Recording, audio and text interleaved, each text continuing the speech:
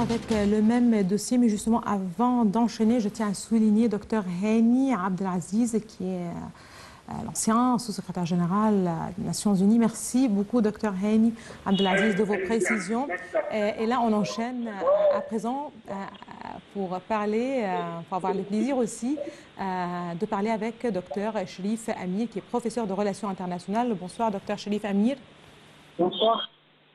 Un rapprochement, disons, minime a eu lieu entre le Caire et Ankara à partir de 2020, avant un regain en 2022, lorsque le président Sisi et Erdogan se sont retrouvés devant les caméras de la Coupe du Monde en 2022. C'était à Doha, certainement au Qatar. Aujourd'hui, avec cette visite du ministre turc des Affaires étrangères, donc encore un rapprochement. Est-ce que ceci pourrait justement aboutir à une normalisation totale des relations? Je tiens à souligner que les pourparlers entre le chef de la diplomatie turque et Sameh Shoukry inaugurent la voie du rétablissement des relations entre les deux pays, selon Ahmed Abou Zeid, le porte-parole du ministère des Affaires étrangères.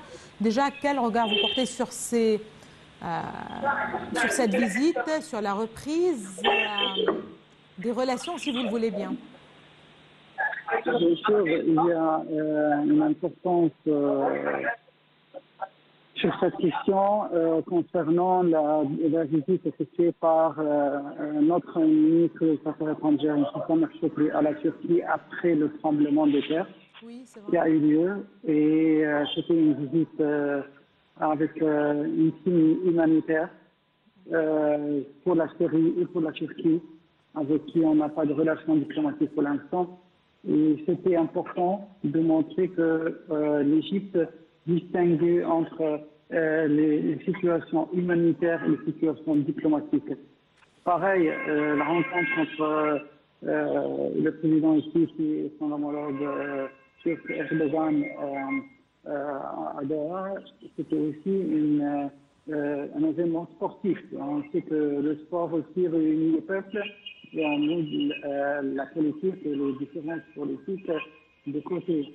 Alors la visite du ministre des Affaires étrangères turc au Caire est juste une reconnaissance de l'Égypte de son geste humanitaire qui a été fait, parce qu'on a envoyé aussi des aides humanitaires aux victimes du tremblement de terre.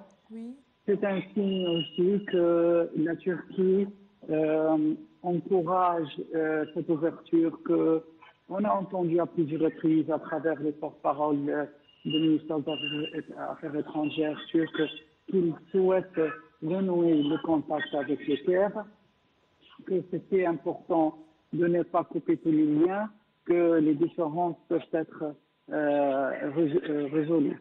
Sauf qu'il y a encore beaucoup de sujets sur la table à négocier. D'abord, le dossier libyen et l'ingérence turque que nous, on a dénoncé à plusieurs reprises. Deuxièmement, il y a aussi les membres du mouvement des frères musulmans qui sont présents sur le territoire turc et il y a des condamnations judiciaires contre eux. Alors, qu'est-ce qu'on va faire avec ces dossiers? Il y a aussi le dossier syrien. La Syrie, dont nous appelons la garantie de sa souveraineté, c'est un pays arabe et respecter son intégrité. Pareil, l'intégrité de l'Irak. On sait qu'il y a parfois des envahissements militaires de la part de la Turquie dans le territoire irakien. Alors, il y a plusieurs questions à débattre, mais déjà, ces rencontres, c'est un signe positif. Je crois que aussi les deux personnes, le ministre des Affaires étrangères, Sameh Shoukry, son homologue turc, ils ont une entente personnelle. Ils ont commencé à parler tête à tête à plusieurs reprises, dans plusieurs événements. Et c'est comme ça que la diplomatie fonctionne. Voilà. Très bien. M. Sameh Shoukry a précisé qu'aucune date n'a été fixée jusqu'à présent pour... M. Sameh Shoukry a précisé qu'aucune date n'a été fixée pour l'échange des ambassadeurs, mais que les deux parties espéraient le faire bientôt. Pour sa part, M. Cavusoglu a précisé que les relations entre la Turquie et l'Égypte ont connu une froideur et que les deux parties cherchaient justement à les remettre sur une trajectoire solide. Comment est-ce que ça a été justement possible que malgré cette rupture, si vous le voulez bien, ou dans les relations politiques, surtout en ce qui concerne la politique étrangère, les relations économiques connaissaient plutôt un accroissement au cours de cette période, la période qui s'est écoulée en fait? Vous savez que actuellement le monde change, surtout après l'opération militaire spéciale russe pour libérer le Donbass. Beaucoup de choses ont changé. On parle maintenant ouvertement du monde multipolaire. L'OTAN n'est plus l'OTAN qu'on connaissait, sachant que la Turquie est la deuxième force terrestre de l'OTAN, la deuxième puissance militaire là-bas. Il y a beaucoup de choses qui changent, les données changent. Je rappelle que le ministre des Affaires étrangères russe, Sergei Lavrov, avait abordé ce sujet en disant qu'il faut des forces régionales partout dans le monde. Il a précisé l'Égypte et la Turquie au Moyen-Orient. Et je crois que c'est une bonne idée. Parce qu'il faut comprendre que comme le monde géopolitique est en train de changer, nous, on doit aussi s'adapter avec cette réalité, comprendre que nous sommes une force régionale, on a des devoirs et des responsabilités envers la stabilité de la région. Et aussi, c'est un point très important, on est encore dans une alliance militaire, géopolitique, économique et pas pétrolière, mais dans le domaine de l'énergie, avec la Grèce et Chypre, qui sont les ennemis redoutables de la Turquie. Alors, je crois que le rôle de l'Égypte, c'était souvent la médiation, le rapprochement, mais je crois que M. Samir-Shoukry a abordé cette question avec son homologue turc, que la Turquie a beaucoup à faire pour montrer sa bonne volonté sur le dossier libyen, sur les questions maritimes, le gaz, les ressources, la richesse de gaz au sein de l'Est de la Méditerranée. Il y a beaucoup de choses il faut écouter le côté turc, il faut les écouter, comprendre comment ils veulent s'adapter avec les nouvelles données au Moyen-Orient.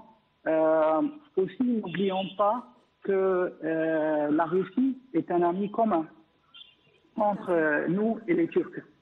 Cet ami commun, il veut à tout prix déstabiliser l'hémogénie américaine. Et c'était dans notre intérêt. Parce que nous, on a souffert pendant le printemps arabe avec l'intervention dans nos affaires intérieures et personne dans le bloc occidental voulait nous écouter. Alors, je crois que les choses doivent changer maintenant. C'est très important de regarder avec un œil de précaution et aussi un œil d'optimisme en même temps, ce qui apparaît un peu paradoxal, mais c'est comme ça. C'est ce rapprochement. On va voir, parce que moi personnellement, je constate que cette visite était un remerciement à l'Égypte pour son soutien à la Turquie pendant la crise de son volant de terre. Et c'est normal que l'Égypte agisse comme ça. Et c'est normal aussi qu'un pays comme la Turquie, une force régionale, agisse comme ça. Il reste des questions épineuses. Et je précise, je souligne le mot épineuse. Ce sont des questions très importantes qu'il faut résoudre, débattre, surtout la question de la Libye et la richesse du gaz à l'est de la Méditerranée. Très bien, donc les dossiers régionaux d'intérêt commun, puisque le dossier économique, comme vous le mentionnez justement, la découverte de réserves de gaz dans l'est de la Méditerranée, ainsi que les investissements et des projets égyptiens dans les diverses lignes plutôt de transmission d'énergie. En 2 mots, Dr Cherif Amir, le but est de parvenir à une compréhension commune qui réalise les intérêts des 2 pays. Aujourd'hui, le contexte est favorable pour la réalisation d'un tel but, selon vous?